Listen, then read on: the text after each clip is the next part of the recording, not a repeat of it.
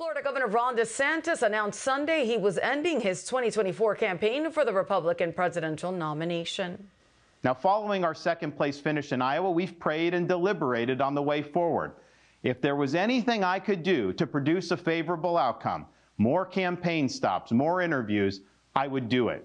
But I can't ask our supporters to volunteer their time and donate their resources if we don't have a clear path to victory. Accordingly, I am today suspending my campaign. DeSantis joined with other Republicans and backed Donald Trump in his efforts to defeat Joe Biden. I signed a pledge to support the Republican nominee, and I will honor that pledge. He has my endorsement because we can't go back to the old Republican guard of yesteryear, a repackaged form of warmed-over corporatism that Nikki Haley represents. The days of putting Americans last, of kowtowing to large corporations, of caving to woke ideology are over. The governor promised to continue to lead the state of Florida with strong values and conservative policies. When asked about DeSantis reducing the field down to her and Donald Trump, and Nikki Haley responded, quote, "May the best woman win." A call to action and a call for Republican Party unity on Saturday in New Hampshire by former President Donald Trump. Instead of wasting hundreds of millions of dollars attacking Trump, we need to come together and focus all of our energy and resources on defeating crooked Joe Biden. We have to do it. We have to get him out. He is a threat to democracy. He really is. Less than 24 hours after Trump said those words, Ron DeSantis bowed out of the race for the Republican nomination. The former commander-in-chief also received this welcome news over the weekend. We need a president who will close our southern border today. We need Donald Trump. We need a president. We need a president who will unite our country. The first in the nation New Hampshire primary takes place tomorrow. Mike? Maine's Democrat Secretary of State Shenna Bellows is so determined to promote trust in our free, safe, and secure elections that she wants to make sure voters in the state aren't allowed to vote for the leading GOP contender, Donald Trump. Trump's legal team successfully appealed the Maine secretary's unilateral decision to keep his name off of the Republican primary ballot. Superior Court Judge Michael Murphy called for a hold on Bellows' decision until the Supreme Court weighs in on Colorado's similar ballot action. But on Friday, Bellows moved to appeal Judge Murphy's hold to Maine's top court, demanding a fast answer. In a short statement, Secretary of State Bellows said this: "I know both the Constitution and state authority questions are of grave concern to many. This appeal ensures that Maine's highest court has the opportunity to weigh in now before ballots are counted, promoting trust in our free, safe, and secure elections." The state's Super Tuesday primary is March 5th. The Supreme Court won't hear oral arguments until next month. The relationship between convicted Chinese businessman Patrick Ho and Hunter Biden continues to raise suspicions about the Biden family business deals overseas. Ho was the former head of CEFC, Chinese energy company, convicted in U.S. federal court of bribing foreign officials engaged in oil deals back in 2019. Federal court filings and Hunter Biden's laptop revealed Hunter has done work for Ho and other associates. One email subject line reportedly read this: "Dr. Patrick Ho, cheap representation," and a wire transfer to Hunter's company, W.H.O, for $1 million also surfaced. Listen as Mike Howe of the Heritage Foundation talks about Patrick Ho.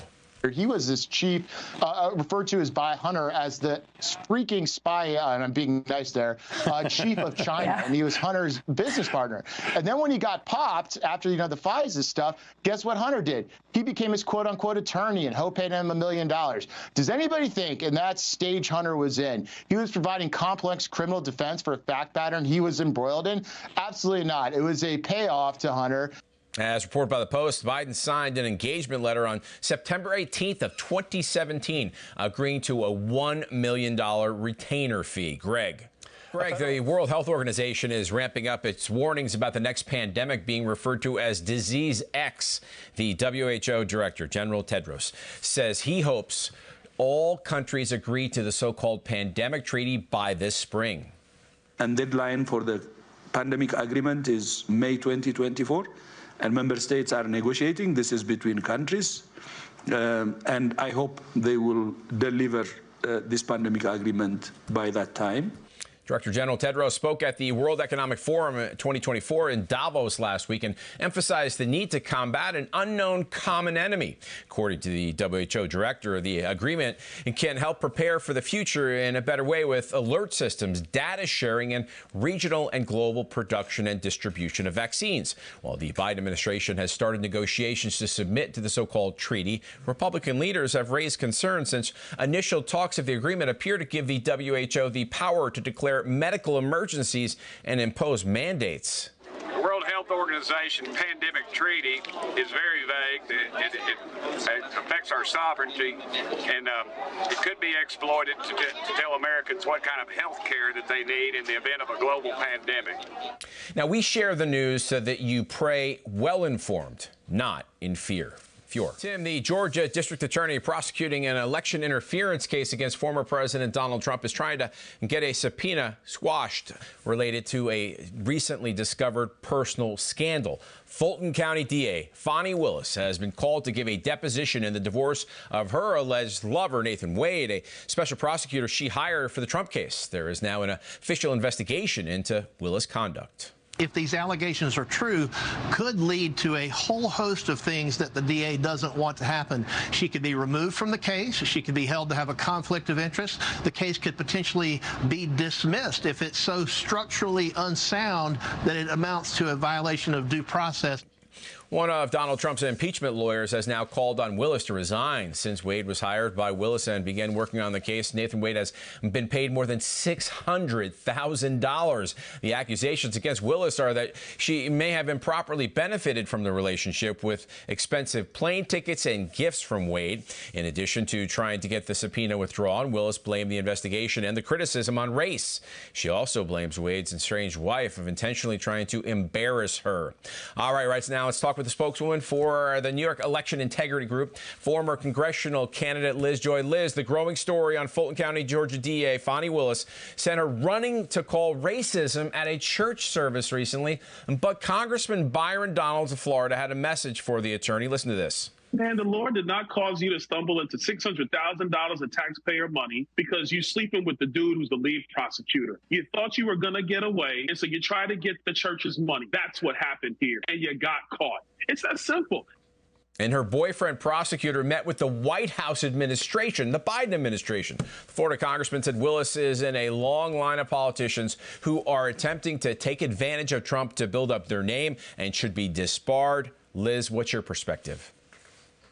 Well, that is absolutely correct. And we do now have far left activist judges. We have far left activist politicians and DAs who are meeting with Joe Biden in the White House to correlate and come together to prosecute President Trump. I find it interesting that with Fani Willis and Mr. Wade here, the person who actually brought these funds into the light and perhaps the misappropriation of funds is Mr. Wade's wife. He's going through a divorce. She is the one who alerted her attorney who found these funds. This is not racism. This is a wife who is very angry at what is going on, and she is the one who brought it into the light. So, and yes, we do have prosecutors who are weaponizing their offices. Case in point here also is Letitia James, who has gone after President Trump. She campaigned on it, and she has met with Biden over 3 times.